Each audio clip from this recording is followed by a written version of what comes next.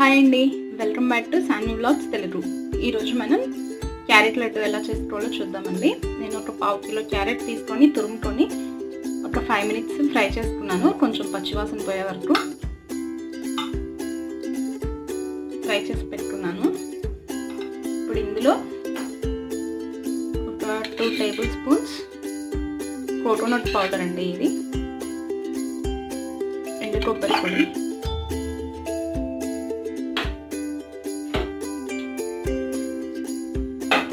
1 tablespoon గసగసాలు, ఇవి కూడా కొంచెం లైట్గా వేయించుకోవాలి.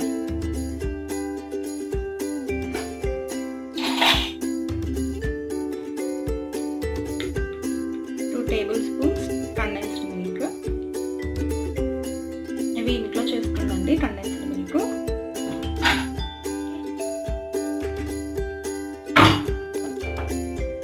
తర్వాత కిస్మిస్, జీడిపప్పు, బాదం పప్పు, కొంచెం ఇలాచీ పౌడర్ అండి. ఇప్పుడు వీటన్నింటిని బాగా మిక్స్ చేసుకున్నాం.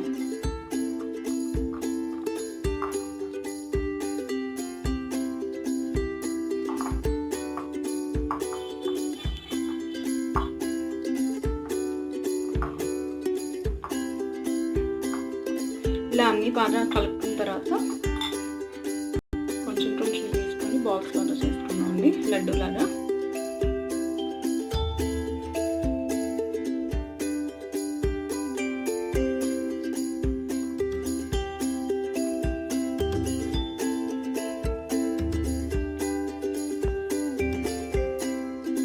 ఇవి చాలా టేస్టీగా ఉంటాయండి, అండ్ చాలా సింపుల్ చేయడం కూడా.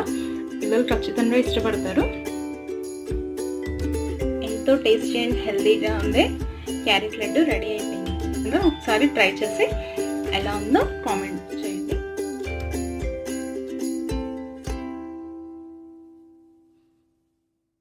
అందరికీ ఎంతో హెల్తీ అయిన dry fruits and oats chikki ఎలా చేయాలో చూద్దామండి. దీనికి 1 bowl బెల్లం తీసుకోవాలి, 1/2 bowl వేయించి పొట్టు తీసిన వేరుశనగ గుళ్ళు అండి, 1/2 bowl కిస్మిస్, బాదం, జీడిపప్పు అండి, అన్నీ కలిపి 1/2 bowl తీసుకున్నాను. 2 tablespoons నువ్వులు, 1 tablespoon కర్బూజ గింజలు, 1 tablespoon కోకోనట్ పౌడర్ అండి, అండ్ 1/2 bowl ఓట్స్ అండి. ఇవి వీటిని గ్రానులా అంటారు, ముస్లి అని కూడా అంటారు. అది తీసుకున్నాను. ఫస్ట్ ముందుగా మనం ప్యాన్ వేడి చేసుకొని స్టవ్ మీద బెల్లం వేస్తాము.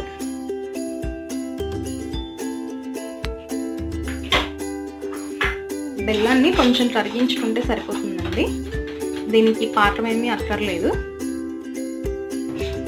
బెల్లం కరగటానికి ఇందులో కొంచెం వాటర్ యాడ్ చేస్తున్నానండి.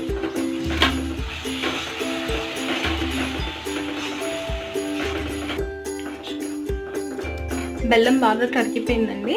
ఇప్పుడు మనం అవన్నీ యాడ్ చేసుకోవచ్చు. దీనికి పాకం అక్కర్లేదు అనుకున్నాం కదా. ముందుగా వేరుశనగ గుళ్ళు, తర్వాత కిస్మిస్, బాదాము, జీడిపప్పు, ఓట్స్,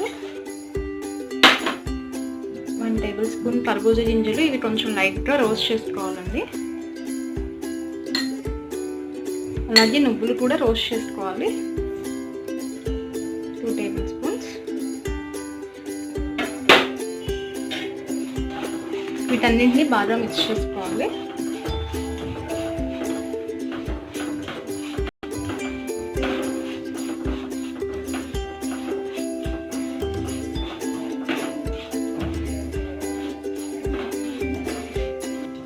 ఇలా ఒక 2 నిమిషాలు కలుపుకుంటూ ఉండాలండి. ఇవన్నీ బెల్లం బాగా పట్టే వరకు డ్రై ఫ్రూట్స్కి. ఇప్పుడు లాస్ట్లో కోకోనట్ పౌడర్ వేసుకుందాం.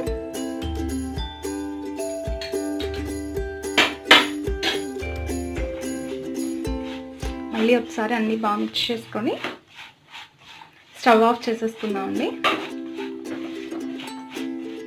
ఇప్పుడు దీన్ని బటర్ పేపర్ మీదకి ట్రాన్స్ఫర్ చేసుకుందామండి.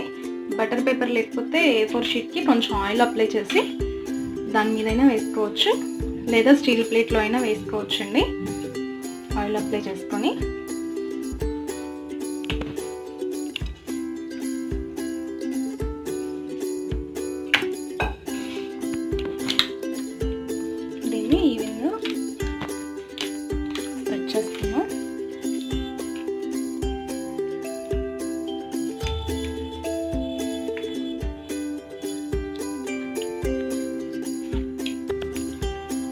ఇలా మొత్తం ఈవెన్గా కొంచెం గట్టిగా ప్రెస్ చేసుకోవాలండి చల్లారక ముందే.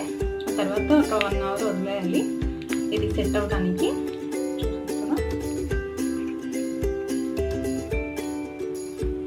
కొంచెం చల్లారిన తర్వాత దీన్ని టచ్ చేద్దాము. ఇప్పుడు పొడి పొడిలాడుతూ ఇప్పుడు టచ్ చేయాలని ట్రై చేస్తే అది విరిగిపోతుందండి. ఒక 1/2 అవర్ తర్వాత మనం దీన్ని టచ్ చేద్దాము. చల్లారిపోయిందండి ఇది. ఇప్పుడు మనం దీన్ని కట్ చేసుకుందాము పీసెస్ లాగా. ఇది ఈజీగానే వస్తుంది. ఇది ఇలా వచ్చేసింది. దీన్ని పీసెస్ లాగా కట్ చేద్దాం మనం. కొంచెం స్లోగా కట్ చేసుకోండి, లేదంటే విరిగిపోతాయి.